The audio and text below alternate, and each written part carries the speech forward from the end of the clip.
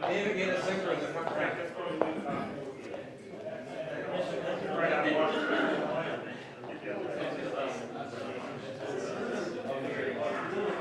You're right. Yeah. The key thing today, so sometimes you get questions, just make sure you don't.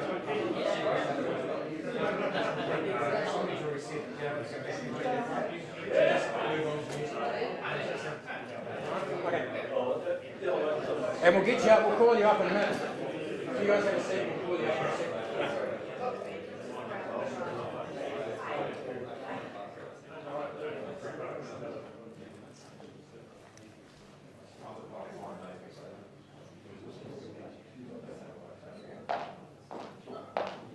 Good morning, guys. If we haven't met, my name's Sam Sullivan and I'm being pushed out in front of you to represent the Golf Industry Council here today.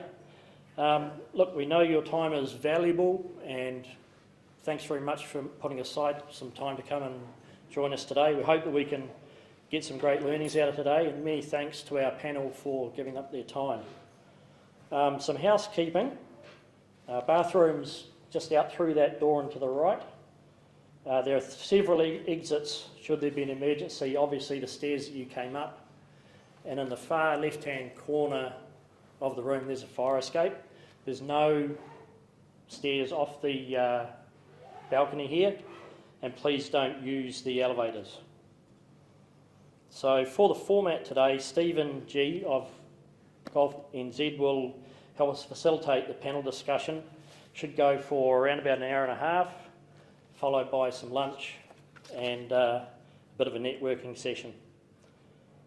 So as far as the NZGIC goes, you know, we've got several of the board members here. Denise Langdon from PARNZ, representing Travel and Tourism.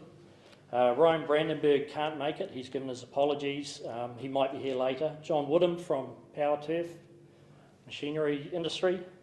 Ian Litchfield is stuck somewhere on the bridge, we think. From Pukekohe Golf Club, representing GMANZ. Dean Murphy is over there, you all know Dean. And myself representing retail and wholesale golf, and also Spencer Cooper, Green Supers. Thanks for coming along. An apology from Josh Longney from the NZPGA that we've got Dom here on behalf of the NZPGA. Chris Davies has got a board meeting for the Premier. So sort of what we're up to as far as the NZGIC goes, obviously last year we were well down the track towards the whole of golf conference. Des and Denise have done a huge amount of work on that, and we plan to bank that work for 2022. This year we're looking at 4 events, maybe 5 like this, to get the industry together. That's really our role, is to get us all collaborating and working together for a better game of golf. So on that note, I'll hand over to Stephen. Thanks, Sam. Cheers. Yeah, for those who don't know me, my name's Stephen G, and I'm lucky enough to work with Golf New Zealand. And we are currently streaming live. I think the latest we had was 4.5 million, was it, people? Yeah, right, or was it 6 people, something like that anyway. So we're live streaming this today, so it's new technology. We're trying new ways of doing things, and the aim of that is to try and capture some of that great ideas and great thinking from our illustrious panellists here today, but also share some of the thoughts and wisdoms from around the group. We realised when we started looking at today that there's a lot of knowledge, institutional knowledge in the group, and we want to try and capture that as much as today. So what we're going to be doing today is we're going to have a bit of a conversation amongst ourselves to start with, a couple of questions I'd like to ask you. Then we're going to get our panellists up. We've got a number of questions we'd like to ask them, stuff that I think is really, really relevant and important for you and whatever part of the sector you're in, and then we're going to open those up to the group to talk through and ask some questions or supplementary questions around that. It's going to be really informal, real casual, and I think a couple of you said already today, one of the highlights of this already has been the opportunity to socialise and network, and to me that's a really, really important part of how organisational groups like this is all about. How we can work together, talk to each other, meet each other, and I think there's a lot of cool things happening in golf over the next 6 to 12 months that will bring those those opportunities together so we can interact and have that conversation a lot more actively. So look, what I want to do is to start and there's a couple of guys I used to work with a long time ago in my old career, sitting in the room, so I'm a bit conscious of these guys, but anyway, that's irrelevant. There's 3 or 4 smiling. But what I want you to do now is I just want you to introduce yourself to your colleague, the person sitting next to you, if you haven't met them before. And I want you to just think about, take a couple of minutes to think about and answer this question for me. Why have you decided to take 4 hours, including travel, out of your life to be here today? Just talk amongst yourselves. We'll just fire up some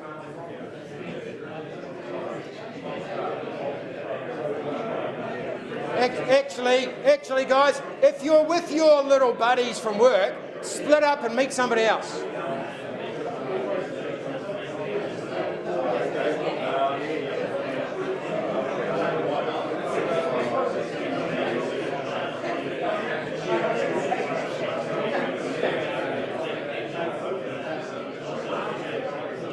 Is that all right, Mike?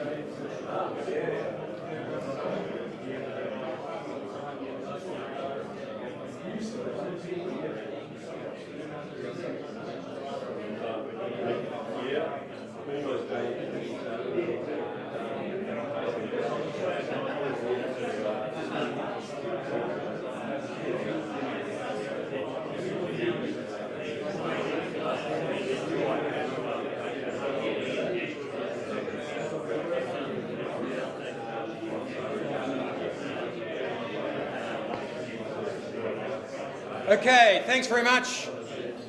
Just starting the conversation. As just a couple of other things I just forgot to mention. Because we're live streaming this, we can't use the speaker system. So if you're struggling to hear myself, or you won't struggle to hear me, because my voice is far too loud. But for the panellists, can you just let me know? Because it's really important that we capture and you hear what's being said. We have a mic that Sam's got there, and he's just going to quickly go around the table and pick on a few people. And can you just share with us why you decided, maybe start over this side, Sam, why you decided to commit so much of your time to this meeting today? Yep, just throw it at somebody. They're all going to have a turn, hopefully. Thanks, Ed. Yep. Just wanted to come and catch up with everyone again and see how everyone's feeling, and hopefully find out what the consensus is in the group amongst about going forward and taking the industry forward, especially when the borders start to reopen again. Thanks, mate. Richard, down here. Sam, Richard, what? G'day. Tired old golfer, but fresh and new to the industry. So now managing Whangamata Golf Club. Lot for me to learn, and so a great opportunity to come through and meet some peers and others from the industry, and just learn what the pressing issues are for you guys, and then relate them to what I'm going to be progressively learning, quickly learning as I go along. Interesting membership in Whangamata, and so learning how to balance, that the older demographic with emerging trends and more and more sort of energy and entrepreneurialism coming to our little town. So, yeah, lots to learn and take forward. John?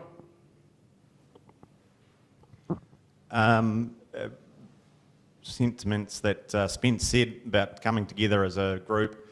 Obviously, one of the key things for equipment side of the industry is to ensure that we're working with both the superintendents and the general managers to ensure that we're walking in lockstep so that we can provide a service and support to the industry so that your biggest asset, the golf course, is presented in a manner that members enjoy.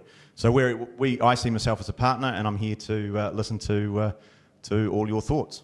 Thanks, John. Okay. One more from this side. Rob. I came up for the lunch. But no, I'm from the professional side of things. If I need this. Yeah, you do, because it's streaming. Am I? Oh, good. Yeah. So yeah, I think we're just looking at a bit of a golf boom at the moment. I think we're all wondering what's going to happen in the post-COVID era and how that's all going to work and how we're going to get through all that. So I was essentially just getting ideas and listening to other people. Cool. Can I get Corey to give us some feedback? Morning, everyone. Key thing for me is really to make connections with everyone in this room and just look at opportunities to collaborate as well. So how can we all work together? We all have a slightly different focus, but we all will benefit from the same outcomes, really. Cool, excellent. Tony? Well, my hope was to get to meet some of you guys who are doing similar roles to me and get your ideas on how we can move the clubs forward and grow the clubs and grow the base of players playing golf. Cool. And Matt, golf. Yeah, so good opportunity to network with everybody, but for me, I just wanted to just get some sort of clear understanding of the objectives of the council and outcomes going forward. So that's kind of what I'm interested in hearing about. Fantastic. And one more, Robin. Yeah, for me, first the opportunity to catch up with everybody. We don't do it too often. And also these things, you always end up walking away with one or two things that you hadn't considered yourself for your own club. So to me, it's a great opportunity for us all to both learn and to share information about what you're doing and hopefully take some good stuff back. Thanks, Robin. Has anybody got anything else they want to share with the group, or are we happy with that to get our panellists up? Okay, can I ask our three illustrious guests to come up to the stage? Dean, Des and Dominic. Wonderful, thank you. Desmond, can you sit here? Oh, you said the 3D. It's 3D. Yeah. Dunce, Dummer, Dumb, and Dumb. Sit here. That's all right, wherever you like. Okay, so this is quite going to be relatively informal.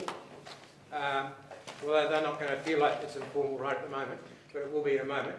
We're just going to ask them some general questions, a little bit around where they see golf has been going and where it's potentially, from their view, we've got three obviously quite different parts of the business all here, although really, really interrelated and hopefully very collaborative. So we're going to fire some questions to these guys.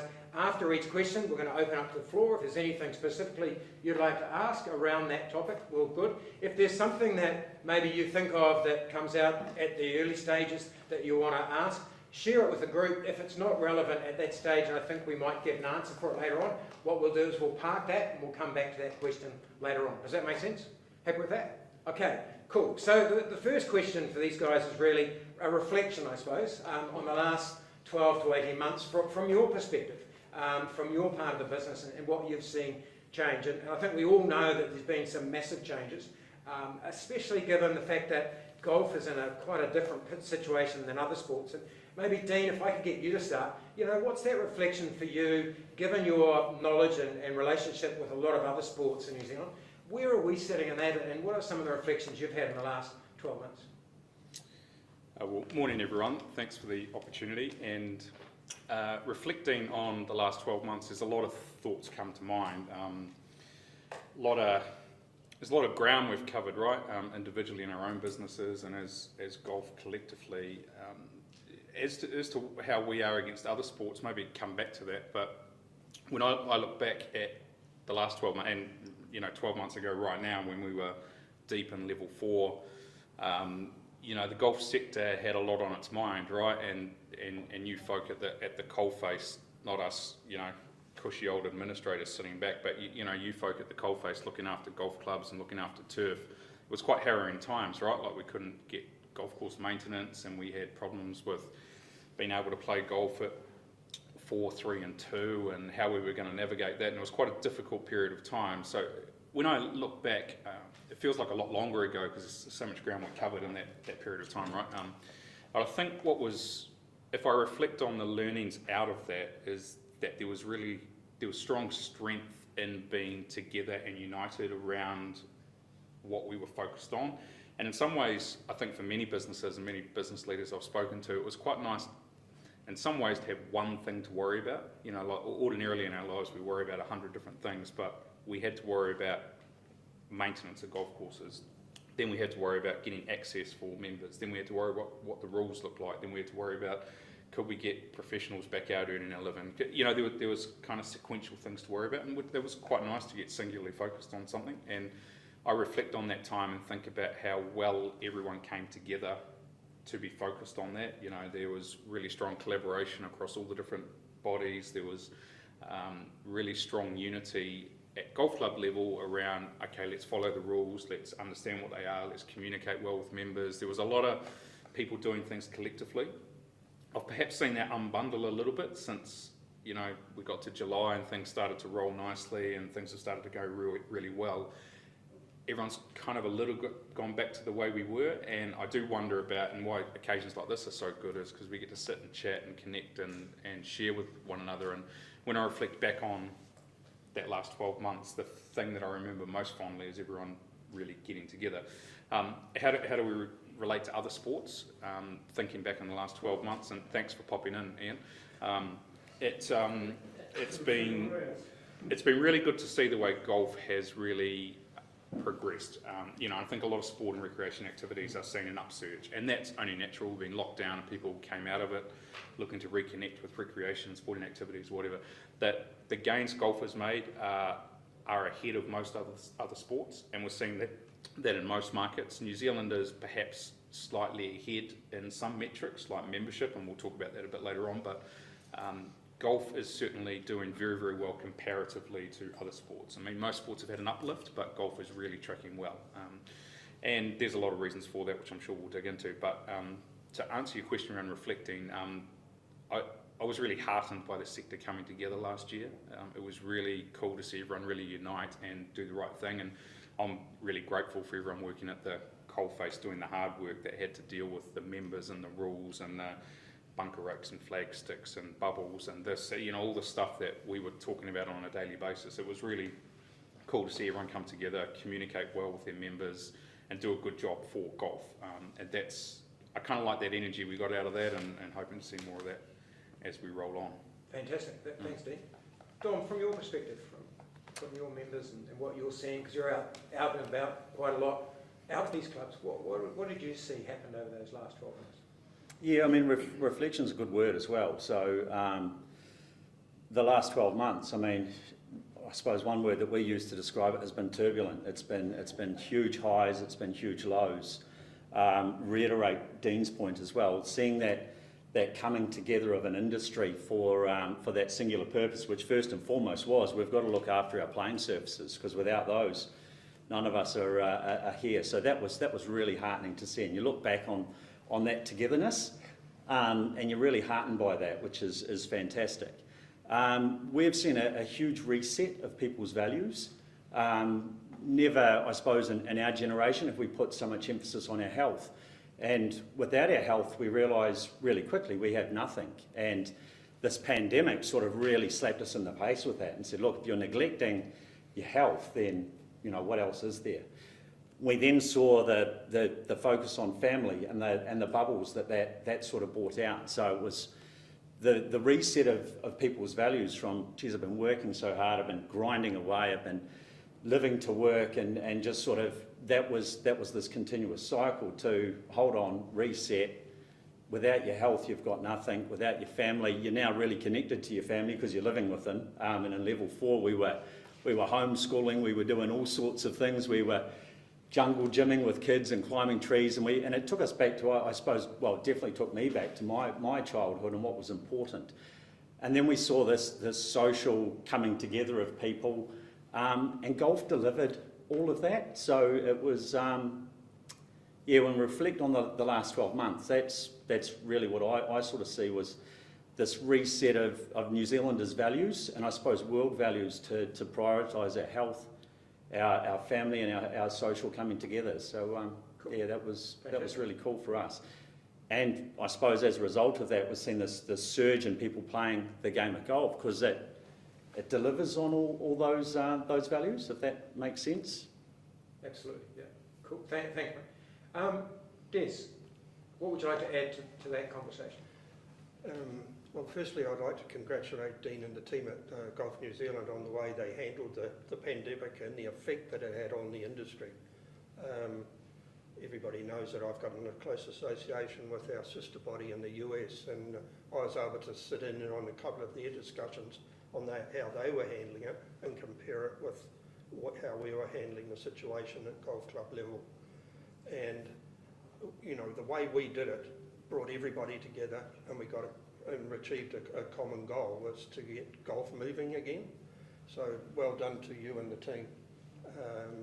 We just left the other countries for dead in that respect. We were lucky in that we've got one state, I'll call it a state, whereas they've got 50, they've got 50 different, the US have got 50 different regulations and rules, and there was no commonality across the whole country. So we were lucky in that respect. For the managers, obviously they had to go through a lot of change, and some of it was very hard to deal with. Like, there was a number of clubs had to make people redundant or change the level of work that people were doing. So governance come into it a lot. There was a lot of emergency board meetings. We were lucky that the Zoom effect came in, and a lot of the clubs were using Zoom meetings to have those board meetings, which solved a lot of the problems. As we've progressed, I think it's plateaued now. They're getting back. There's a lot of stress out there, and that we have to be mindful of how we manage that. And also, we have to be mindful of what happens if there's another outbreak. We had a case at Remuera there a couple of weeks ago, where the husband of a lady that worked for Air New Zealand was diagnosed positive while he was out on the course. Now, Chris had never covered that situation before, and what came out of that was another learning that maybe we need to share on what you need to do. It's another step forward on what's needed when you have an outbreak. You know, have you identified a cleaning company that can do a deep clean? And little things like that, that you need to tick those boxes that are not on the list of things that are on the Golf NZ website at the moment. But apart from that, I think, you know, numbers are up, rounds played up, still a lot of pressure on managers. The big plus that's come out of all this, that everybody's trading very profitable. And that flows through, and now they're rehiring staff. They're able to re-establish their CapEx purchasing programs. So there's a lot of pluses that have come out. Thanks, Des. Great. Open up to the floor. Anything that resonates with you that wasn't mentioned out from these three gentlemen today that affected you, that you think would be worth sharing with the group, or any questions you've got for these guys around what's happened in the last 12 months, or if not, we'll get straight into the next question.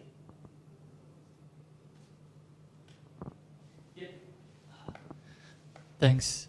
Just from the Superintendents Association point of view, obviously the first lockdown, that hard lockdown, was pretty traumatic for a lot of the guys. They got really emotional and really passionate about, I need to get back to my course and looking after it. And a huge hats off must go to, firstly, I think really important that the NZGIC was there to help advocate, but all our other partners in that organisation were really key to helping start the process and start the conversations about how do we get back to looking after our assets and our golf course. And Dean and your team, absolutely incredible in driving that process. Without your expertise, we wouldn't have had that.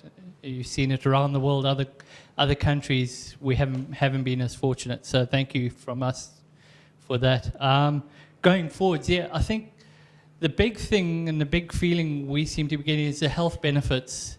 People are starting, as Dom so rightly said, people are starting to reevaluate their lives and realising that golf is a good sport to be playing, to be played at times like this with family and friends. And I think that's something we can encourage and develop going forwards and drive the business through that.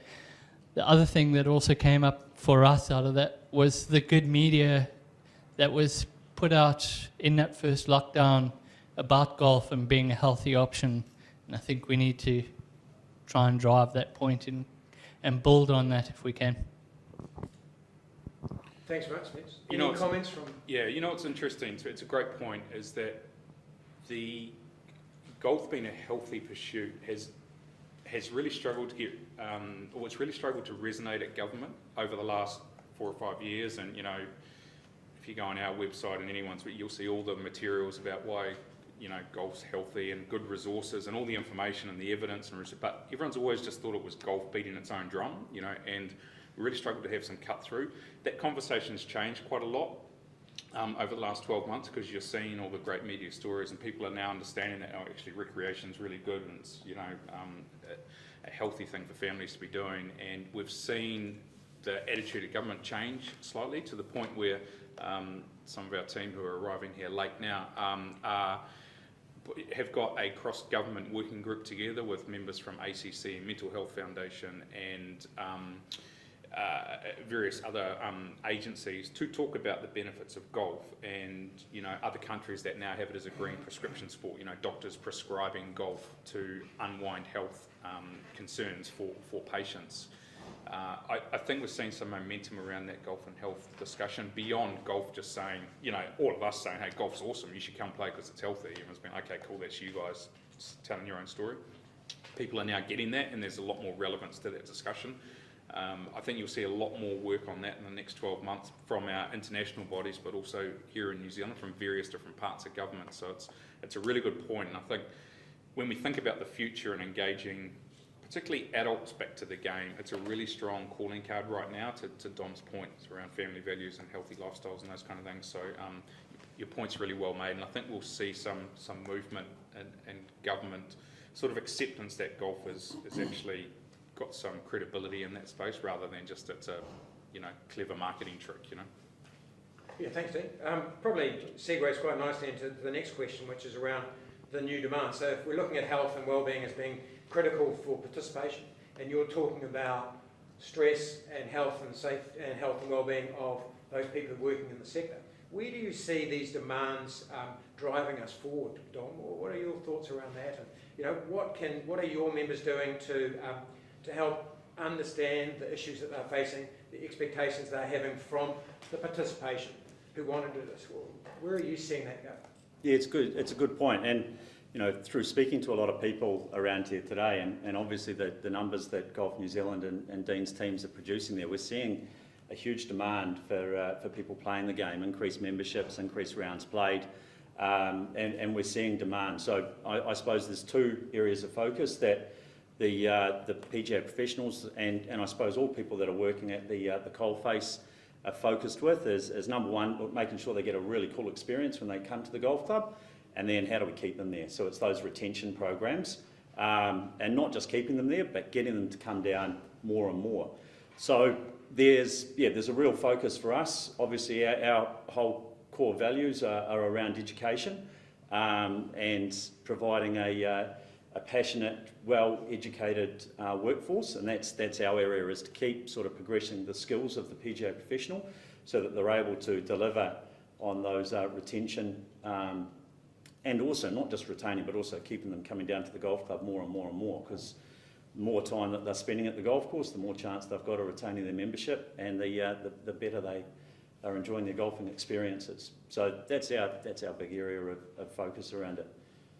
Cool, fantastic. And stepping on from that, Des, I suppose, looking at from the manager's perspective, we've got the PGA guys out there bringing new people in, teaching them golf, that sort of thing. What impacts that sort of having on the clubs, the management, and those sort of, from around New Zealand? What are you hearing? What are some of the demands that you're seeing coming through? I think really relates back to the numbers playing and the effect that's having on managers. So they were working 40 hours a week prior to COVID. Now they're up to 60, just to get that balance right, to service their members. I think communication with your members and the staff is vital. We've got that new group of people aged, I think, 25 to 45 that have re-engaged with golf or come in completely new. Now, I don't know how many clubs have engaged with those people just to find out what they're looking for in golf. Is it a short-term solution so they've got time on their hands? Maybe they're working from home. So we need to find that out. So I recommend that everybody does a survey of your members and specifically zero in on that category to make sure that they are engaged and they're looking to continue their engagement with the club. And moving along from that, Dean, obviously, moving on from that, Dean, the Ds, so from Golf New Zealand's perspective, it's something that we've obviously been aware of and you're aware of. Can you just touch base with the group about where you see that Golf New Zealand heading in that space and where the opportunities are or the demands are? Sure. I mean, firstly, the numbers thing, they are quite extraordinary what's going on in terms of the uplift, and I just had a look before that, from July to December year end, so those 6 months with the back half of last year, the rounds played were just over 25% up on the same period last year, so 25% uplift in the amount of rounds played, which is quite significant, right? Huge growth. Year to date so far was 16% up as of last night, and that can year on year can be a bit fiddly when you take it to a period because it can include a weekend or not, but it's at least 15 to 20% up on same time last year. So in the middle of summer, we're still seeing rounds climb against the year before. So a huge number of extra rounds being played. Membership this morning is 12.1% ahead of the same time last year. We're up over 118,000 members of golf clubs, over 135,000 registered casual golfers. And the membership stat alone is the highest number we've had in a decade that have been paid members of golf clubs in New Zealand. So these numbers are not insignificant. So when you talk about the stresses of trying to manage, they're high-class headaches, right? We've got lots of customers coming in the door, but it doesn't make it easier to manage. Now, some of those numbers you can explain. The rounds in particular, a lot of New Zealanders and a lot of your members are not travelling. They're not abroad and they're getting more use out of their golf membership. You can explain a bit of it that way, but not all of it. There also is a lot of people who have returned home to New Zealand through the pandemic. Around 100,000 New Zealanders have returned home, roughly about 15% of the population golf, so you can understand that there's an extra 15,000 golfers have arrived in New Zealand that weren't living here previously. A percentage of them will join golf clubs, so you can explain a bit of the uplift there, but not all of it. So what's most interesting is we're seeing the people coming back to the game that have previously held handicaps. Now, we've been holding central handicaps since about 2000, so 21 odd years. The amount of people we're seeing pick up old scoring records from 10, 15 years ago is significant. So it's people re-engaging, coming back to the game, reconnecting with what's important to them. So just give those numbers as a context to, saying we're all having an uplift, that the numbers are quite staggering. And each month that membership gap gets bigger. Now, we're going to get into a period now for the next 3 or 4 months where the numbers are irrelevant on rounds played because we had 0 rounds being played in April last year, so hard to compare, right? But the membership number is quite staggering. It started off we were running about 2% growth pre-COVID, but it's gone from 3 to 4 to 5 to 8 to 10 to 12. The number is getting bigger. Clearly that will stop at some point and will drop away. So the work our team's quite interested in, and what we're trying to think through is how the customer experience piece we can use data and technology to help automate a lot of that engagement that golfers have with with our facilities. It's very, very difficult. You know, 200 clubs in New Zealand have got less than 200 members, don't have any staff. So there's a lot of small clubs that don't have a lot of resources, don't have a lot of technology. There's a lot of clubs that do, but you know, even for the biggest clubs in the country, having staff and technology doesn't help you manage the golfing interactions with 1,800 members. It's a very difficult thing to do when you're bloody busy and trying to manage everything else. So we're thinking through how we can use data and perhaps automate a lot of the kind of trigger points of a golfer's activity through a year, and how we can keep engagement up by using data and technology to do that. We're really interested in young people, obviously, and how we can get the next generation of golfers to come through and ride this wave that we've got going on.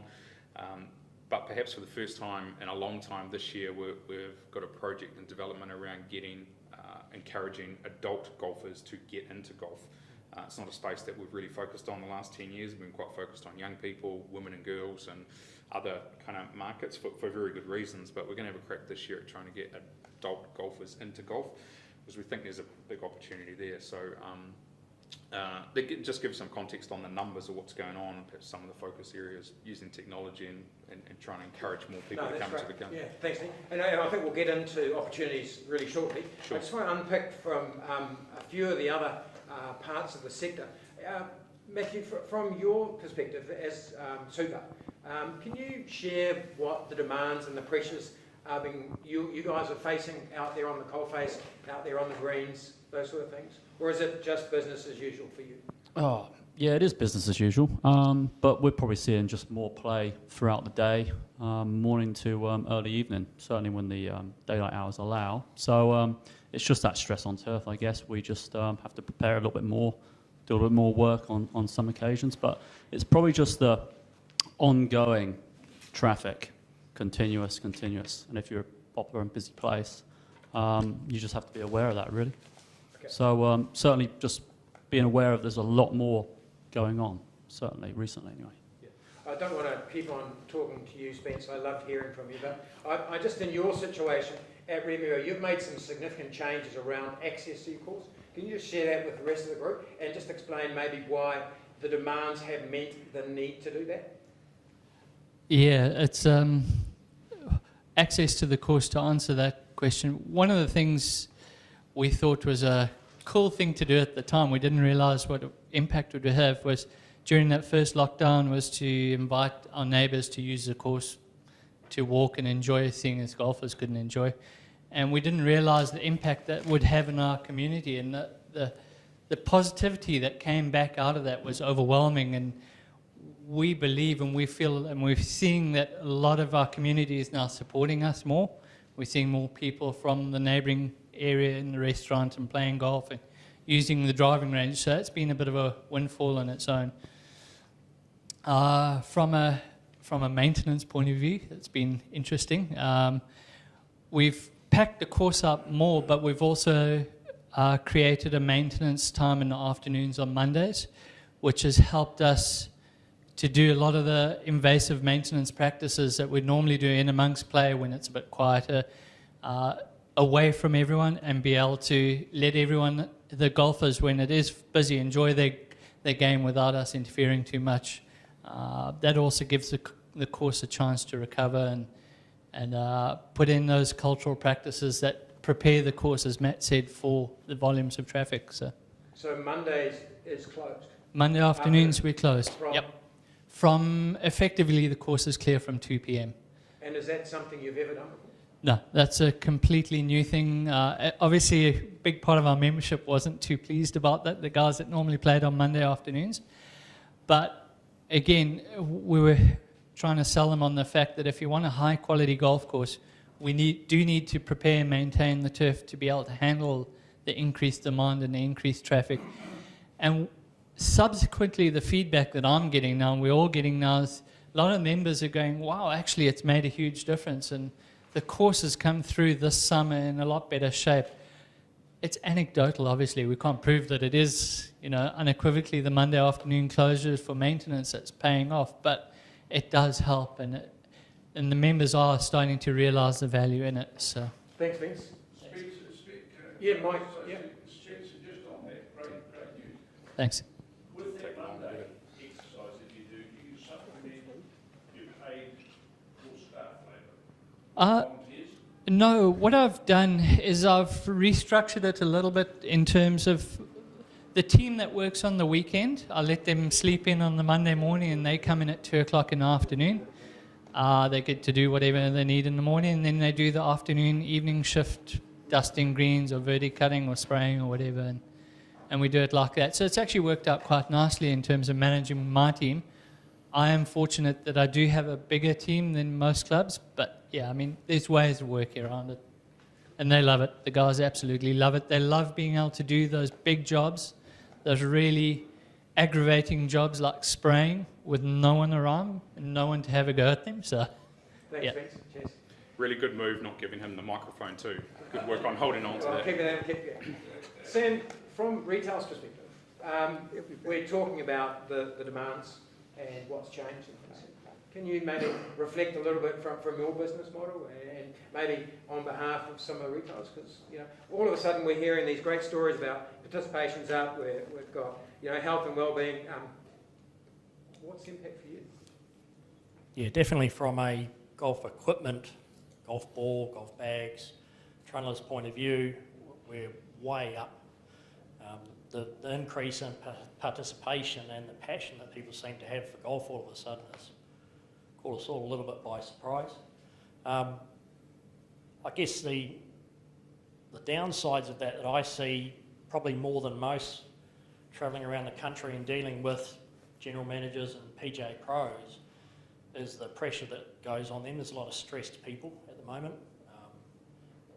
They're just having to dig deeper to handle the volumes. A couple of hundred people play, somebody's got to print a couple of hundred cards, maybe take a card fee, sell them a drink.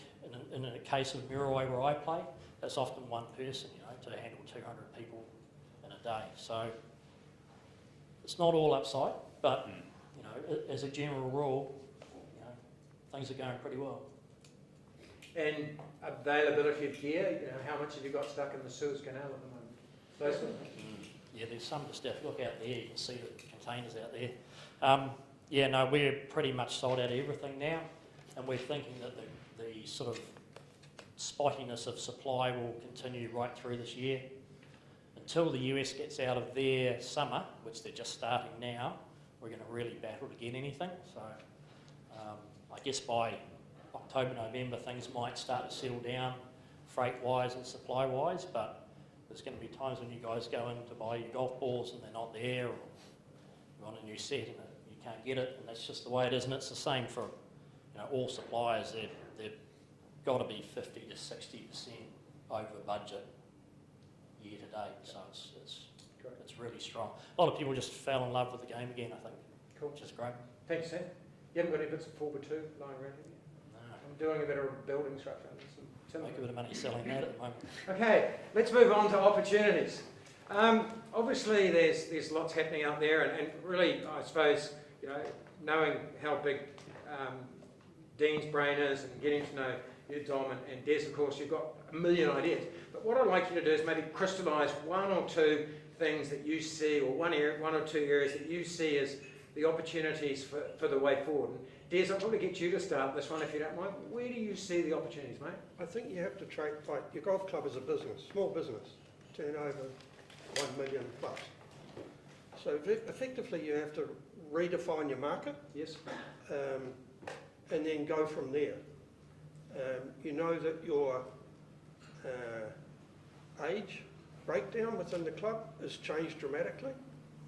So how are you going to service those new people to the club? I recommend that everybody does a new strategic plan, maybe long term, but definitely short term, to clarify any short term changes that might happen. Like we're going into the big unknown, effectively. And then once you've defined your marketing strategy, then go out and communicate that to the wider market. There's still potential out there. You have to identify which best suits your club and to harness that potential. Cool. Look at your categories also. Are they fit for purpose? right? We know that a lot of people are now playing morning golf. Are you covering that facility? And then evening golf, twilight's gone through the roof. Are you catering correctly for that? So there's all those questions that you have to ask yourself. But the big thing is, don't piss off your existing members. Somehow try to keep them in the market as well. Cool. Thanks, Des.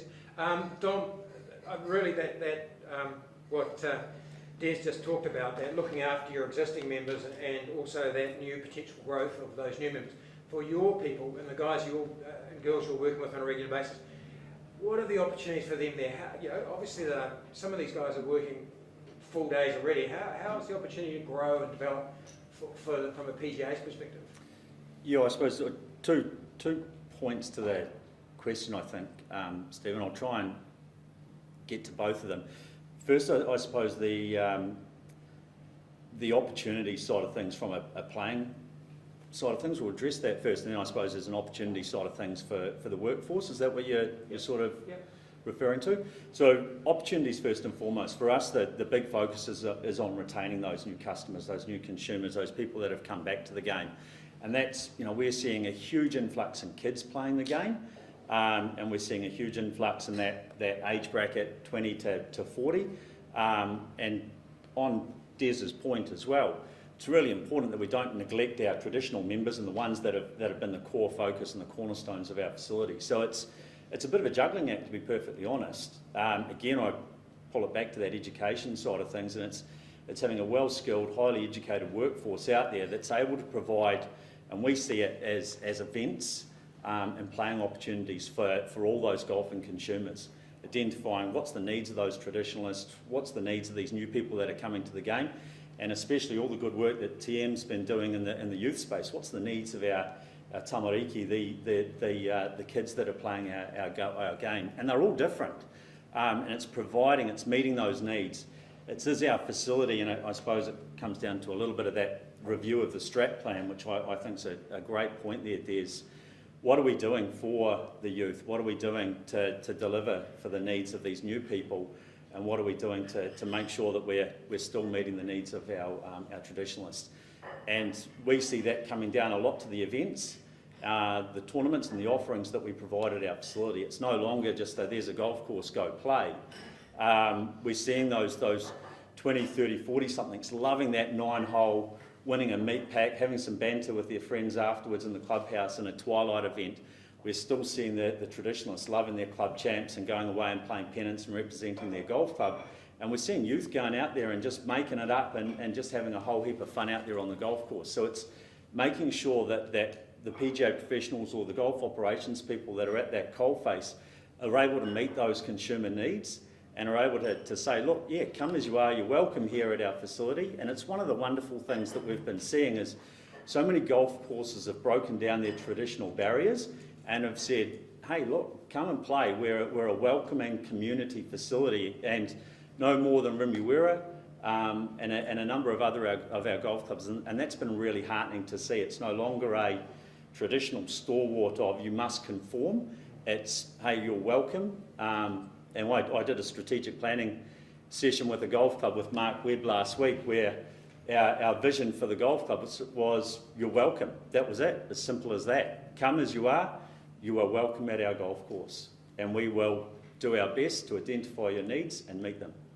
So you're seeing, your people you're working with are seeing on a daily basis the behavioural changes of the different styles of golf. So going back to Des's point around doing a questionnaire or a survey, a lot of it's anecdotal based on what you're seeing and the club being able to react to that opportunity now rather than 6 months later when they get the feedback and that sort of thing, and just being as nimble as possible. Would that be a fair assessment? Yeah, it's a good point, and I suppose it's trying not to be reactional, it's trying to be creative. There's a lot of really good resource out there on what youth want, on what certain demographics are looking for, but it's identifying, it's being creative for the events and the needs of the new people to the game.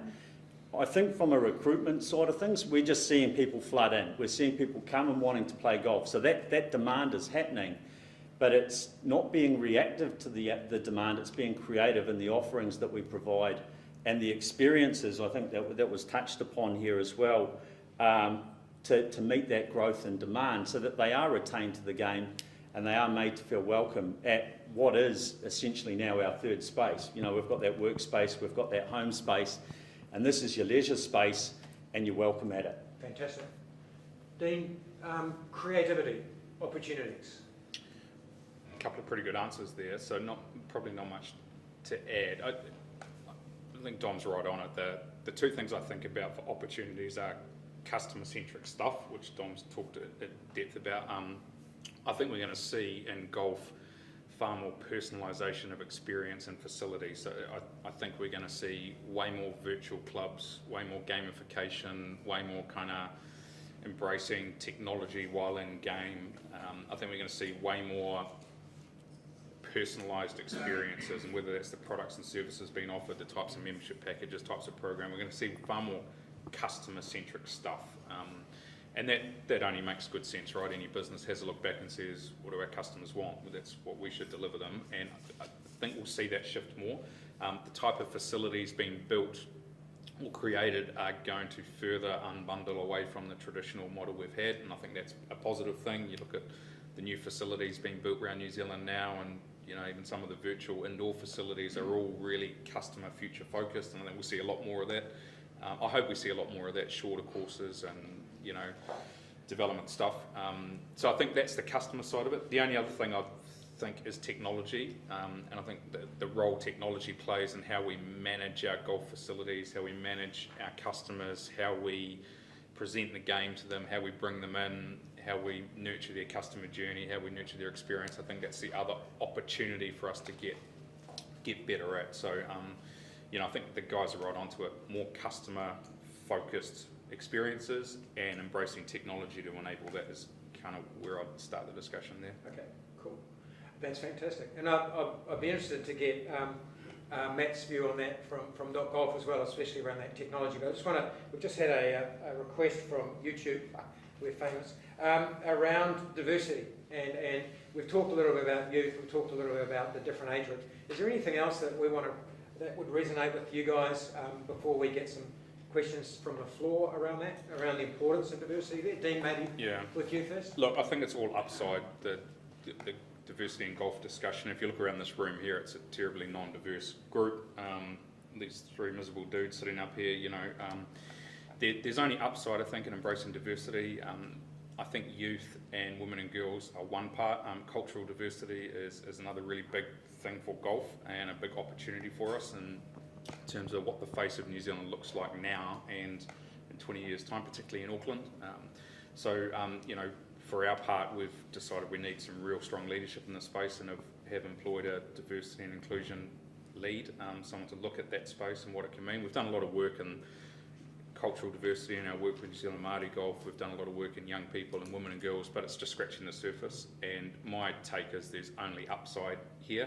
We're at a base level now, right? And if you just take women and girls, and we get fairly openly criticised around focusing on women and girls by the people in the golf sector and people out of it. The way I look at it is that we've got about 20% of the golfing population, just above that, are women and girl participants. So that to me is a big opportunity, right? And same if you look about it from the percentage of population that golfs. Of our 5-odd million people, 15-odd% golf. That means 85% don't, right? So there's a huge opportunity there for it to grow our sport. The women and girls opportunity is probably bigger. So I think there's only upside in diversity, and I know a lot of people in golf don't like the diversity chat. It's the feedback we get commonly, but I think you kind of got to flush that thinking and embrace it. There's only upside. Yeah, no, that's really valid. I think with Golf New Zealand, most of you know Emily. She's come on, you know, moved from out of Auckland into this new role. Her passion is about inclusion. It's all about helping in that space. So I think she's going to be an amazing asset for us, for the whole of the sector, in some of the projects she's already started to look at to drive. Listen, I want to unpick a few of those things that came out of that conversation before we open up. Can I go to Roland? Roland, can I just ask you, we talked about the barriers, and something you guys have just introduced that I saw yesterday for the first time. just talk about why that was a barrier breaker and what the significance of that is? Are you talking about the Sprig Bar? No. Oh, yes, of course. Yeah. Okay. I think for us it was a business decision to enable us to be able to move downstairs and facilitate upstairs for functions. What's come out of it also is far more people now are using that facility that we've never seen before. So whereas before people would come into the club, play and go and use it as a facility, now we're seeing far more of them actually coming into the club, using the facility as a club, wanting to stay behind, enjoying a drink. So it's kind of got a double impact. The revenue side of it we've still to see, because sadly it opened, we had the first 3-day lockdown, it closed, we opened it again, we had the second week lockdown, it closed, and now we've just done a week of coring. So for a facility that's only a month or so old, it's still struggling a little bit. But the long-term prognosis for us is that this is going to be a huge advantage for the club, both fiscally and also to be able to bring more people into the facility afterwards. So, and it's breaking down that barrier Absolutely. of walking up the stairs. So you've identified them. Rob, can I go to you now?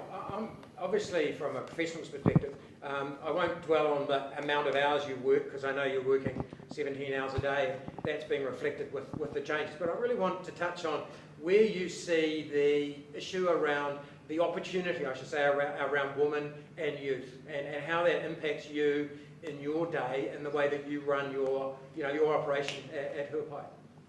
Yeah, Can I just get you to stand up, just turn around, just so that the people on the camera can see you? Thanks. Okay. Just sort of to add what Dom was talking about, I think a lot of the traditional things in golf, women's days, this days and that days, will probably, I think we need to quietly change that. The young people that are coming in are using carts, they're getting involved, they want to have a bit more fun, they want to play on a Saturday morning as a couple. They don't want to be standing there saying, this is the time for the woman, this is the time for the men, this is what you go in, and this is your duffers cup or whatever you're playing in. I think some of those traditional things are slowly getting broken down, and people are just more enjoying the experience of playing golf, and I don't think we should be looking too much at gender and all those things within a club. It should be, I just think if you're a member you can play. If you want to play with your husband in the morning, on a Saturday morning, we should be able to go and do that. Still be involved in any comps that are going on, as opposed to allocating times for genders and various things. I think that's probably where the younger people will come in and change that. You're talking about 20% of golfers are women.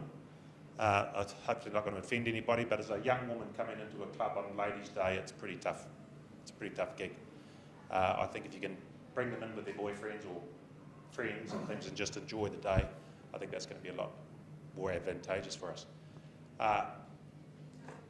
With more people that we've had coming in, obviously we're fronting more people, and at some stage you just can't get any more people on the golf course. So, we've got stress on the golf course, we've got stress on everything sort of going, so it's a busy old time, but I think we should embrace that and see how we can. I'm not talking about more diversity, I'm just talking about just everybody comes in, we should just treat them as members. If they want to go in comps and all that stuff, that's great. But I just don't think we should be segregating it all out so much and having this and that on these days, and just come and play and enjoy it. Thanks, Rob. That's great. Appreciate that. I just want to zap over to Matt from Dot Golf at the moment. We're talking about opportunities. What are the opportunities that, from a technology perspective, that you've seen are coming forward, that you're hearing about, and the messages are coming back to you over the last couple of months that, obviously you're developing ideas, but what are the opportunities from your perspective? Yeah, so we've been working really closely with Golf New Zealand and the team on a number of initiatives that we're going to be working through over the coming year. But I think initially over the lockdown period, it's probably worth noticing around or mentioning around the opportunities that came about with smaller clubs and bigger clubs, especially around tee booking. So a lot of smaller clubs jumped on with online tee booking, saw that as a medium of getting people signing up and registering, and for the whole COVID contact tracing and everything like that. But also the bigger clubs, Wairiki for example, they came on board. They noticed they weren't within that sort of platform. They were more focused on the international tourists. That market disappeared, so they came on board as well. we then got into the digital scorecard space, and tried to help promote that contactless environment during that time, and all of those sorts of developments are now going to springboard future initiatives. So there's going to be some big changes in the app that'll be coming up in this coming year.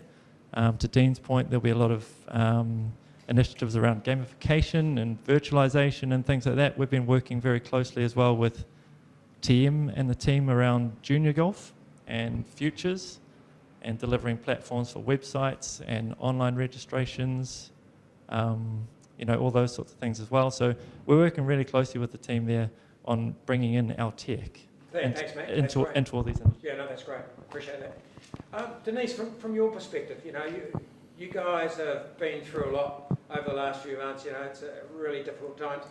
Where are the opportunities for you? Sam, can I just get... All right, that's right.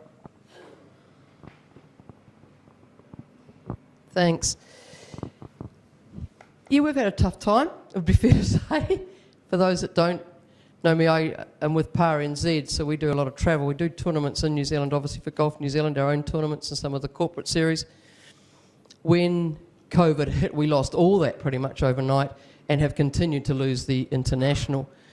So I probably see some of this differently. Some of the tournaments that we've done, particularly for Golf New Zealand, and some of the other ones, the entries are selling very well, but they probably always did sell reasonably well. To be fair, the fields were full. They were very popular tournaments, so they did fill very quickly. So I haven't seen a major change in that. Maybe the time frame that we release them, we look at now, because it's just how we can manage it, because we had to change our whole staffing kind of consideration.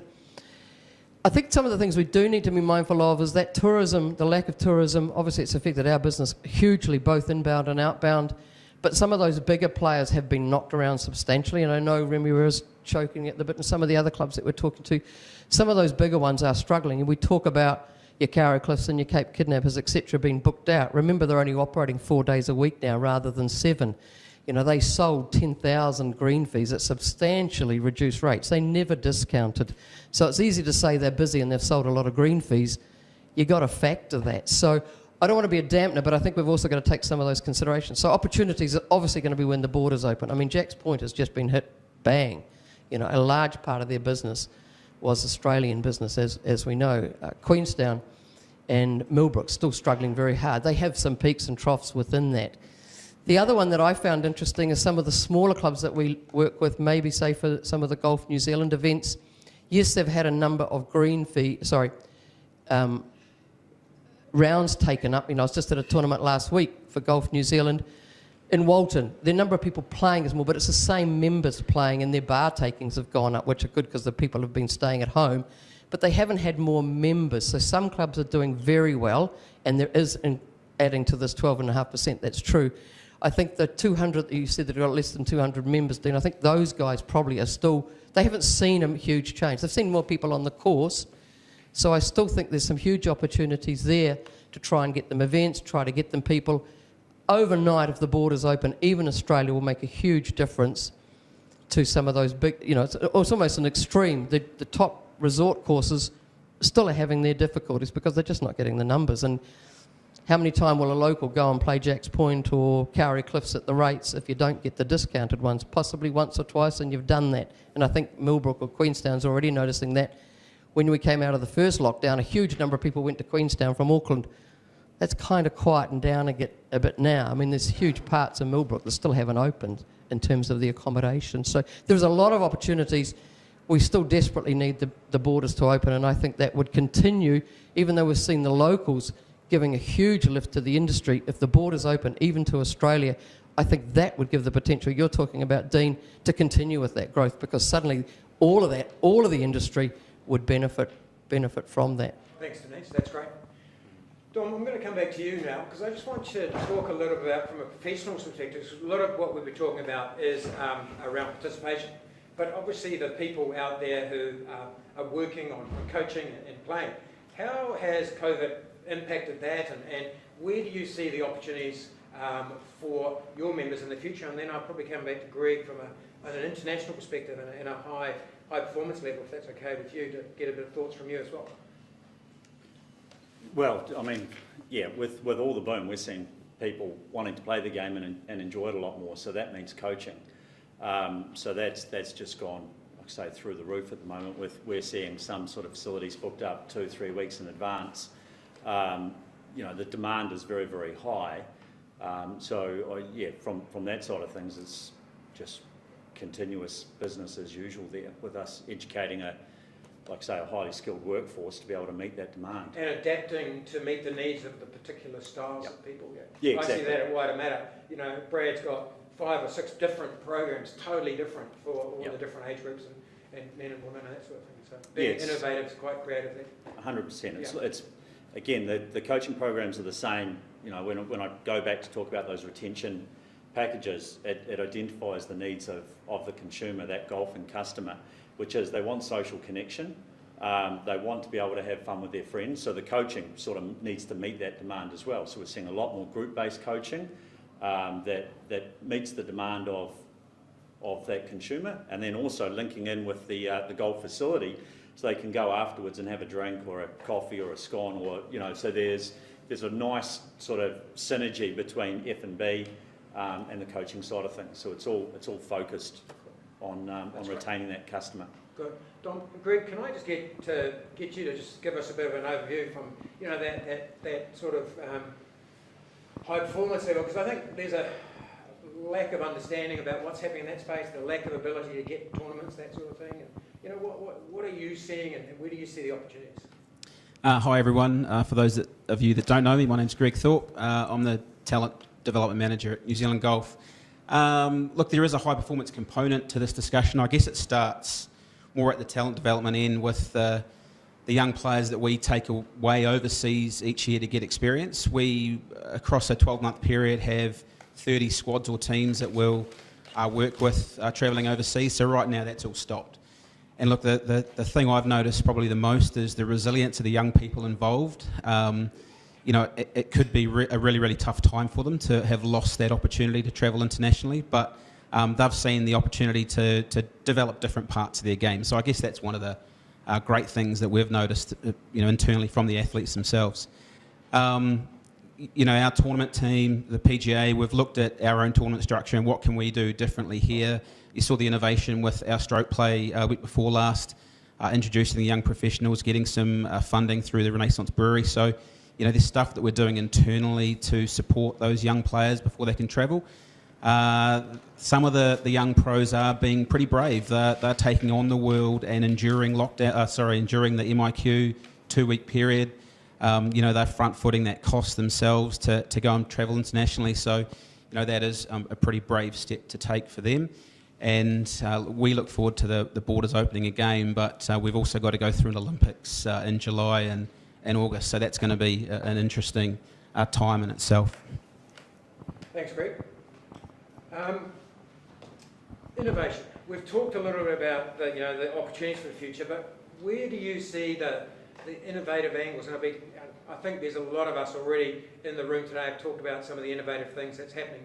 Where do you see innovation going in the future? What are the key areas that we can make a difference in this space so we can retain, as you guys are talking about, those existing people that love the game and want to stay playing, and then also continue to encourage and attract those other people who are new to the game or are coming back into the game, like the example you talk about, Dean, but also at the same time look after the people in the sector, mental health, health and wellbeing, those sort of things.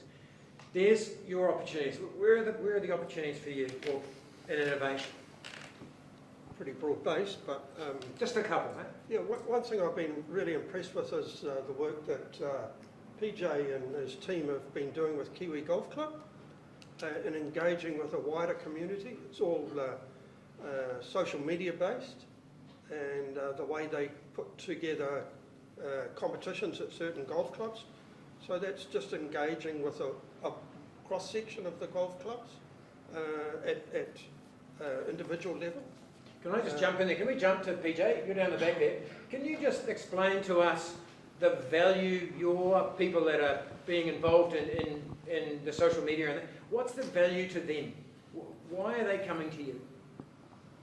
Well, I guess we can almost be a little bit more relatable when we're on social media. You can be a little bit more open when you're online without stepping over the line. I'm more of a support person for a few of these boys that are kind of highly involved with this group. But I think what they've done in almost, a year now is incredible.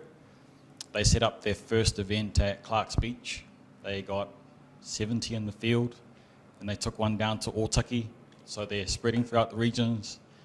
Then in November last year, they went to Christchurch to try and start a community base down in the South Island. And then more recently, they were out at Four Ridges, Formosa, where we had 120 in the field, I think it was, shotgun start. Matthew Lane came up. He did what did he do? I wasn't there at the time, but he did a session in the driving range for anyone that was available to come. But I think for the younger generation, just reaching out via social media, it's just so easy. You're so accessible. You can get things sent through to your phone, and if you're up for that kind of thing, why not? And I think, because I work at the Howard Golf Club as well, I've found using social media, especially for an event I just did on Saturday afternoon, the feedback I got through reaching out via social media, it was great. Thanks, PJ. That's great. Fantastic. Social media, great. Yes, good one. Pick up a guy with your vintage, highlighting social media, mate. It's a winner. This is a changing world. It's a changing world. Okay, mate. We'll come back to you, but I'll go straight to Dean. Innovations, mate. But we talked a lot about it. The Kiwi Golf Club's probably a good little study in perhaps where golf, part of golf, certainly going to head. We talked earlier about gamification and virtual clubs, virtual leagues, competition. That's kind of a little case study right now that our team's deeply behind supporting what's going on with the Kiwi Golf Club, and we see that expanding its reach through that club and many others that will come. I think that's certainly something we're going to see in the innovation space. Look, I think technology is a big piece. Our team at Topp Golf, led by Matt, we now have offices in the UK. We're serving England, Ireland, Wales, New Zealand. We've got a long way to go in terms of where we want to be, and got some big ambitions for this year. And I think technology and what we can deliver in that space has got a huge role to play with the innovative future of managing golf. But I think, mate, the thing I'm most interested in is probably all of us and the workforce, and how we can innovate and perhaps have some more critical thinking. I think we all know customer-centric stuff. We've got to have the right kind of packages, the right kind of coaching, the right kind of environment and welcome. But the adjustment needed on the thinking side of golf, I think, is the bit that I'm most interested in. So, when we think of, the people in this room, very good people, good thinkers. These are the people fronting up, wanting to engage and wanting to learn. I'm worried about all the people stuck out there that are really under stress and really trying to think about the way forward. And things are kind of good right now, but there's also, to Denise's point, a lot of people that are, working really hard and perhaps not seeing the uplift just yet. So, innovation around how we can collectively think and collectively take the game forward, I'm quite interested in. Many of you'll be aware, in our own little world, Golf New Zealand and Manawatu Wanganui have unbundled the national district kind of structure, where we've got rid of the two levels and we've just got one workforce now. We're about to enter into a partnership in Bay of Plenty to do the same, so kind of getting rid of duplication and kind of the clunkiness of our administration structure is a good innovative way to think. And so our delivery model, the way we think, the way we kind of deliver to our market is what I'm quite interested in. So not putting to one side, but I think we can all bank customer-centric stuff using technology. It's got to be how we move forward, right? That's a given. I just like to see a lot more innovative thinking and creative thinking from all of us. And that comes back to that whole partnership, collaboration, working together. Yeah, man. And I think that's a really, really valid point. And a good example is a project Corey's got going that's happening up north. Corey, can you just touch base a little bit on how that has become quite a collaborative piece of work? Because I think that's a really good example, because it's touching those clubs that are the 200 model, 200 clubs under 200 members. Where's the mic gone now? Sam, can I get it to Corey, please? Cheers. Thanks, Sam. So a lot of our clubs, a lot of our more rural Northland clubs... So just Corey's North Golf, by the way. Yeah, sorry, team, North Golf. So looking after 38 clubs from basically the bridge up to the top of the country. A lot of our clubs in Northland don't quite get the same sort of level of service as our clubs down here at the Big Smoke. So what Stevie G and I have been looking at is how do we look at a collaborative piece around supporting those clubs, looking at some of the key issues that we're noticing around use of technology, around funding in the COVID landscape, and around how do we look at community engagement as well outside of the core business. How can you create long-lasting relationships to work with those communities who are your potential key stakeholders and those that already are your key stakeholders. So that's really evolved now into working alongside the PGA, GMANZ, utilising all the insights that we have collectively to see our golf clubs flourish. So we're starting with a series of workshops that's going to help engage the clubs out in their communities and see how we can help support and empower those clubs, those committees. A few topics, starting with a couple of key topics we want to look forward to in the future, which we're really keen to get Golf New Zealand on board as well, is there's an increasing demand, obviously, and it's making everyone in this room really busy, but the key concern is everyone outside of this room. So how do we engage them? How do we engage everyone that's you in this room report to as well on a governance level? So everyone's got a high demand and high pressure at the moment, but everyone's probably putting a lot of governance issues or around strategic planning and things that Des has already mentioned on the back foot. How do we bring that to the forefront and help clubs who want that support? Cool. Thanks, Corey. And I think the thing that excites me about that series is that there's other regions around New Zealand looking to replicate that, which is fantastic. And I know Jacob, not putting you on the spot there, but you've got one lined up hopefully soon, so that's really cool. And it's a partnership. It is a true partnership where we've got all of the key stakeholders sitting here, plus the greenkeepers, actually supporting, working together, because having a super and somebody who's looking after the administration and the GM in the same room is so valuable. And I think part of this excitement I have for the summit in June is that we're going to be able to bring so many different parties together and start those dialogues and those conversations, going back to your comment, Dean, about collaboration and innovation. One more quick one from you, Dom. I'm just conscious of, want to get a bit of feedback from the group, and then... Yeah, and it's nothing that hasn't already been said. I suppose the big thing I'd love to see is on what Corey was saying, and I mean the technology side of things, it just goes without saying, and that's amazing what's happening with .golf and everything that's going on out there. But it's that innovation from leadership at a golf club, from that board and committee level down. It's innovation around how do we influence a volunteer board from a management perspective, and it's getting those clear. That's where I'd love to see a lot of change.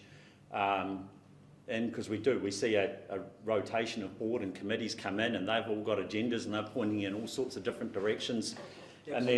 And then the staff is sort of, you're reactional to that, and your golf ops is over here and your pros over there, and it's just streamlining the leadership from a governance level so that it just makes, and I'd love to see innovation in that space, because we always talk about golf clubs are a business, but often we very rarely see good business structures in place, because people come onto those governance positions with the best intentions of delivering their agenda, which is often not what, unfortunately, a good manager needs. And through speaking to a number of managers as well, and PGA professionals with this huge demand, we're seeing a lot of people, and I'll quote Sandy here, living on the edge, because they're going, geez, I'm reactional to what's going on, and a new board member comes on and says, we've got to do this, this and this, and I'm trying to just basically keep up with the demand. And it's innovation and leadership from a volunteer governance perspective would be an area of focus that I'll be. Fantastic.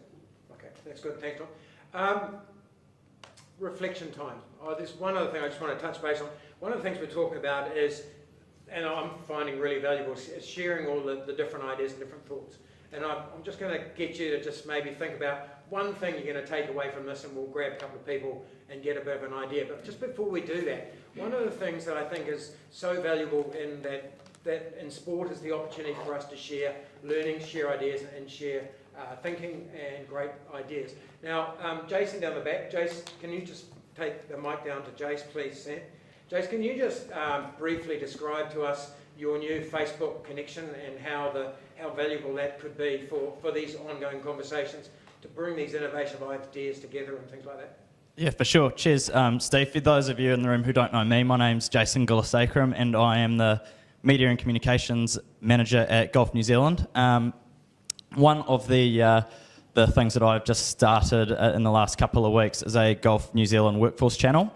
That is a group on Facebook designed for all of us pretty much in the room here today to connect, share ideas, bounce news off each other. And so for those of you in the room who are not part of that as yet, it's still in its infancy. So come and see me afterwards. I'd love to invite you to that page because like what we're doing here today, the goal is to, I guess, connect with everybody, share ideas, and we're all working towards one common goal, and that's to grow the game in New Zealand. So it would be awesome to have you all as part of that channel. So for those of you who aren't part of that, please come and see me afterwards. Thanks, Jason. Quick reflections. Just one bite-sized comment. Tony Senior. One thing you got from today that you think, it's going to help me going forward. Anything? Oh, hopefully. Yeah. I guess really talking to you guys to find out how I can grow my club is probably the key bit I want to take away from today. Thanks. Kerry, you're really new. You've only just started up the beautiful Northland. Yeah, that's right. One comment from you. For me, I'm actually soaking up every single thing that's been brought up so far because it is a new industry and new role for me. But one of the key things is I have noticed a lot of younger members walking through the door, and I think that what you guys have brought up with looking at the younger membership and what they need and their wants are is going to be something I'll definitely be looking at. Thanks very much. Great. Can you pass it over to Sandy, just across over there? Sandy? Just a quick, understanding of the growth of the 20 to 45 market. We're not experiencing that at Helensville at all. What we're experiencing is a massive growth of women participation. We're up 45% on women from last year and 85% in full playing. So whether it's because we're not engaging with the 20 to 45s, could be our problem. So just making me aware that at least that's growing and something to aim at. Cool. Would you pass behind you to Hugo? Thanks very much. Hugo, one comment? I think just the automation and customer experience, what Dean was touching on, I think that's a massive one. Everything goes so far beyond golf itself, and we sometimes neglect to think about that. Fantastic. John, would you give us a bit of feedback, please? My feedback would be, I think the innovation around the boards, I think that getting everyone on board, pointing the same way, the hidden agendas that Dom mentioned is one of the big challenges that all clubs are faced with, and if there was some way that a system or a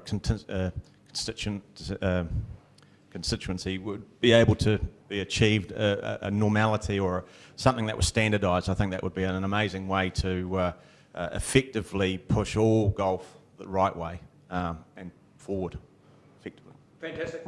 And Andrew, down up the front here. Probably reinforcements rather than anything out of the blue, which I think is good. But community, hearing the experience of Remuera. I've been in the role and in the industry for 4 months. I think between the three of us here at Huapa, I've probably spent 3 months delivering our first Pro-Am alongside Robert and Matt. But for us to engage with the community, we need to do that better. And find different ways. It's not necessarily about golf. Fantastic. One more comment, reflection from the panel. I'll start with Dean. Sure, you got a question there? No, you just fire away. Well, just to reflect, thanks for the opportunity to come. I think it's really useful to get people in the room. I'm really disappointed there's so many clubs that are within a few minutes drive that haven't bothered to front today. I think it's really useful when we get together in a room as an industry, and I'm really disappointed in the turnout, would be my initial. I know Sam and your team worked incredibly hard to get people here, and it's a shame that we don't have more, because it's bloody good to connect and it's good to chat, and a couple of hours worth of chatting and communicating, I think it's really time really well invested. So I want to thank NZGIC for pulling this together. They're really bloody useful, these sessions, and I encourage you to keep going. Those of us that enjoy it will keep turning up, and hopefully we'll bring some stragglers in with us. The only thing final message from me would be one of thanks to all of you for helping us so much through the troubled times of last year. And I know maybe it's not all over yet, but you all did such a great job on the ground delivering all the restrictions and dealing with all that challenge we had around maintenance and COVID restrictions. So just want to say from our team, thank you for everything you did. I'm really lucky to have an exceptional team of people working in our business, but our only job in the world is to support you, and we really want to thank you for everything you did through that bloody difficult last year. So thank you to you, and thanks to Sam and your NZGIC team. Thanks. Des, more people playing more golf more often. Now, whether that's in a driving range, a mini putt, but at least they've got a club in their hand.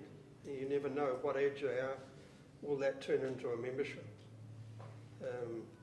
So again, thanks to Sam and his team at NZGIC for putting this together. I'll just make a plug for the summit that GMANZ and the Supers are running in June. Spencer, do you want to jump in there and just in support of the fine turf seminar that you're running as well? Yeah, sure. Thanks. Yep, just on behalf of the Superintendents Association, we invite basically anyone who'd like to attend that fine turf seminar and summit. I think there'll be a lot to learn. Even if you're not directly involved in our sectors, it might be a lot to learn.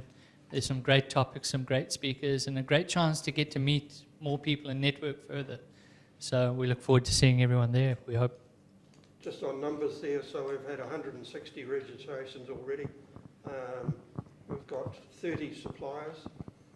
So we've got the industry well covered, but we need more people from the Auckland and Harbour area to register and make sure it's a success. Thanks, Des. Don, one more comment from you? Yeah, just thanks very much to everyone, and keep doing the great work that you're doing, but also share, because we're all going through the same kind of thing. It's been a turbulent there. There's been a whole heap of ups and downs, and believe it or not, if you communicate with your staff, your board members and other people that are in this room that are all in the same industry, you'll probably find that everyone's facing the same sort of problems and going through the same kind of stresses and anxieties that you've been going through with this new demand as well. So thank you very much to everyone. Thanks to you, Stevie, and NZGIC, and keep sharing. That's, I suppose, a big message from me. Fantastic. All right. Just one last comment. I think it's a really beautiful way to finish up. We've just got a message from Tom Brentley, who's from the Confederation of Professional Golf. He's an international.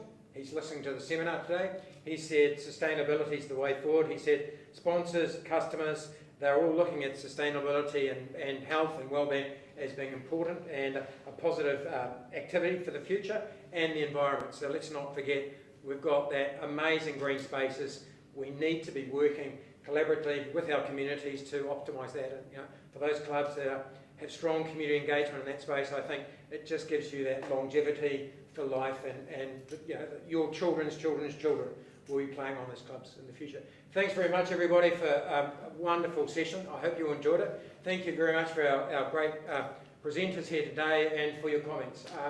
We've got some light refreshments up the back there, and just a chance to carry on these conversations and networking. It's been really great. Sam, anything to finish off? Yeah, I think I've learned a lot today. I think it's been really good. I think let's continue this good work and share what we know and ideas and move forward. The next hopeful get-together will be at the Fine Turf Seminar, so we'll let you know what's going on with that. We'll have the final details. Have some lunch and make some meal. Thank you. Cheers, guys. Thanks.